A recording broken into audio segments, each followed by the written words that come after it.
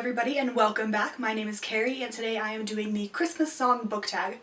This song was originally created about 3 years ago by Haley at Haley in Bookland. She recently redid it this year, a couple of days ago actually, and added 4 new questions. So I will leave both of them linked down below if you want to check them out. Now, let's get started. The first question is, "You're a mean one, Mr. Grinch. Name a villainous character that you just can't help but love."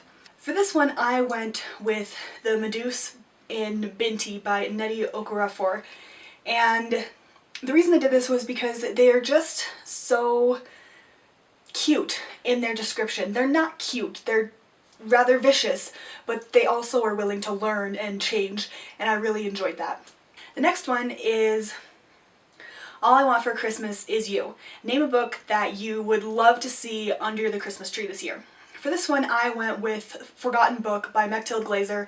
She's a German author who wrote The Book Jumper last year, or I guess specifically this last January, and I loved it. The Book Jumper, the premise of it is that there's a girl whose family can jump into books, and she and her mother travel to Scotland from Germany to see the ancient seat of their family, and this is where she learns that she has this power, and a lot ensues on this island with all 7 people. So I really enjoyed that book, and the cover is stunning, as is Forgotten Book, so I'm just really excited for this one to come out January 2nd. The next one is Rudolph the Red-Nosed Reindeer. Name a character that faced a lot of obstacles and learned to believe in themselves. For this one I'm going with a quartet, which is called the Waterfire Saga by Jennifer Donnelly. This is a series about 6 mermaids who have to stop the end of the world, or the end of their world specifically. All 6 of them face very different challenges within this series, and you see each of them grow and realize that they don't need to be who other people say they are, and they realize who exactly they are without anybody else's influence, which I really enjoyed. Number 4 is Santa Claus is Coming to Town. This has 2 parts, the first of which is name a character on the naughty list. For this one I went with the father figure from the Butterfly Islands, primarily because he wants to marry his daughter off to a sadistic pervert, and I don't like that. Neither does she. She runs away. But anyway, that's why I named him. And the second part is name a character on the nice list. Surprise, surprise, right? For this one I went with Pari, I think is how you pronounce her name, from Circling the Sun. She was an Iranian princess in 1576, and she was just amazing. She manipulated the politics of the court and helped people, specifically women who were down on their luck, and then eventually ended up getting murdered for it. But I really loved that book and how it portrayed how much power women had even in 1576. Number 5 is Frosty the Snowman, a book that melts your heart. For this one I kind of have 2. I don't necessarily think of melting my heart as a, oh it's so sweet or romantic or any of that. Melting my heart to me kind of just means I really love the book and don't want to let it go. So I have 2 of them for this one. The first one is Monsoon by Wilbur Smith. Wilbur Smith is a South African author who writes primarily about Africa, and Monsoon is one of his books in the Courtney series. It follows the Courtney family through different generations. He's got one in the 1900s with a big game hunter who takes out Teddy Roosevelt hunting, obviously. And he's got another one where a young man is kidnapped. Then the young man is part of the Courtney family, and so his brothers have to go off and find him. And there's a whole bunch of hijinks that ensue. And I really love Wilbur Smith as an author. The second one is Tiger's Wife by Thea Obrecht. This one is sort of a magical realism following a girl and her grandfather through Europe, specifically in the 20th century in general. It wasn't a book I expected to like, but I loved it. It was just so refreshing and different. Number 6 is Feliz Navidad, which is name a book that is set in a country not your own. Since I live in the United States, there's actually a large group of books that are set outside the states, and those are the ones I primarily enjoy reading. So for this one I chose Mogul by Thomas Hoover. This one is a historical fiction set in India in the 1500s, and it follows the the royals and an Englishman who comes in as he tries to figure out the court that is right before Shah Jahan, and by the way, he's the one who built the Taj Mahal for his wife. So it's around that time, and I love that time period. There's not a lot out there about that time period in India either. Number 7, it's the most wonderful time of the year. Now, which book do you use to spread Christmas joy? To be honest, I'm not a seasonal reader, I just read. I haven't noticed any patterns in my reading, and I also don't read Christmas books. I don't know why, I really don't. So I don't have an answer for this question. I'm sorry. Number 8 is Sleigh Ride. Name a character you would like to spend the holidays with. For this one, I went with Rosalind from Fire Rose by Mercedes Lackey. The book is set in San Francisco in 1905, and it's an elemental book, so people are wizards and they can handle different elements, fire, water, earth, etc. She travels out to San Francisco to be basically a secretary for this recluse, and doesn't meet him until probably halfway through the book. But she keeps working with him, and through it realizes many things about herself, part of which is that she's an elemental. So, I thoroughly enjoyed this book. It was just a really fun read, and I love Mercedes Lackey, which helps. Number 9, Baby It's Cold Outside. Name a book you would sacrifice to the fire to keep yourself warm. This is probably going to be a bit of an unpopular opinion, but that's okay.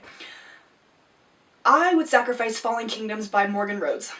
I've only read the first one, but the first one was not enjoyable. I have the next 3, and I would like to read them because people rave about the series, but the first one was just dumb to me. It was oversimplified and idiotic.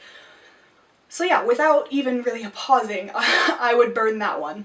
Next one is Do You Hear What I Hear? A book that you think everybody should read. Again, I have several for this because there's several for basically all these questions, but the top 2 are The Power by Naomi Alderman and The Butterfly Mosque by G. Willow Wilson. The Power just recently came out, and I read it for Our Shared Shelf, which is starred by Emma Watson on Goodreads, and it explores gender dynamics, specifically as women suddenly get this power to electrocute, and they use it to protect themselves, to move themselves forward, and the men freak.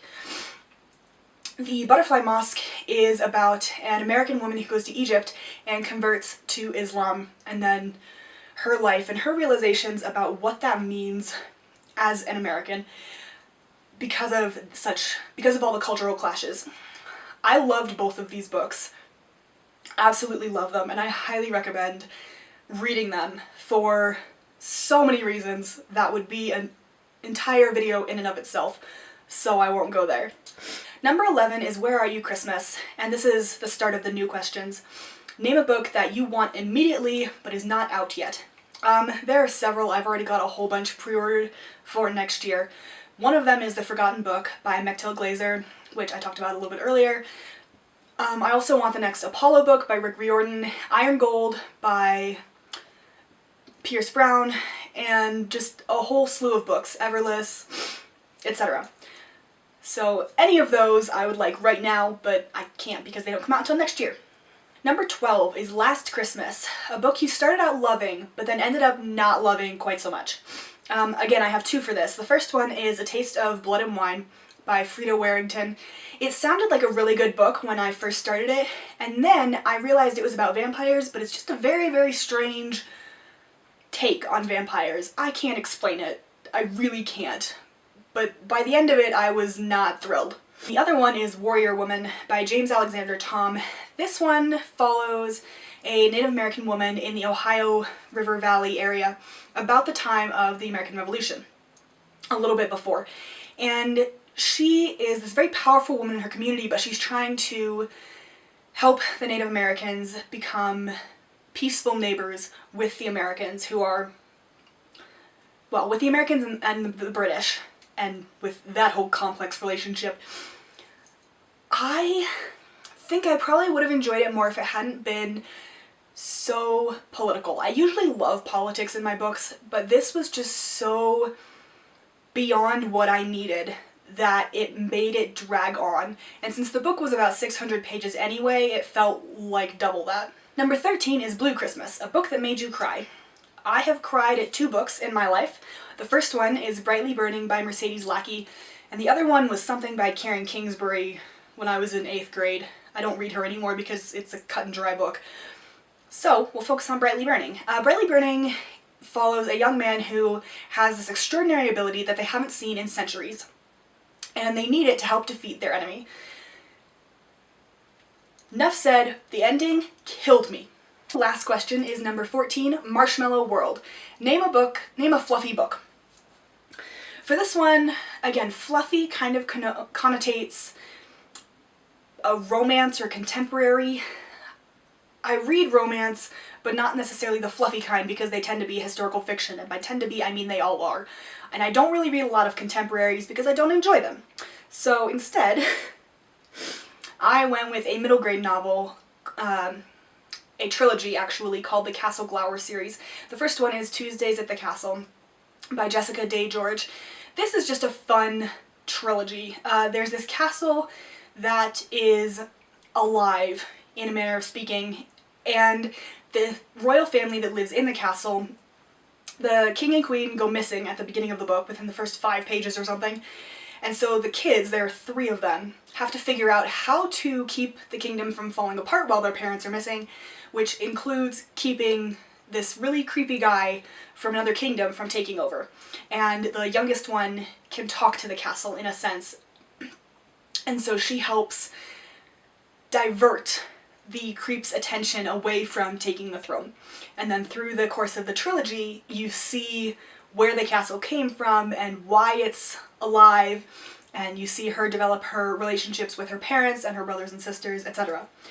It was just a fun book, light, and it has a happy ending, which I declare fluffy. That is all for this video. I hope you guys enjoyed. If you did, give it a big thumbs up down below, and if you want to see more content like this, hit that subscribe button down below. As always, I will leave my Goodreads linked in the down bar if you want to check out what I read. That is all I have, so until another video, bye!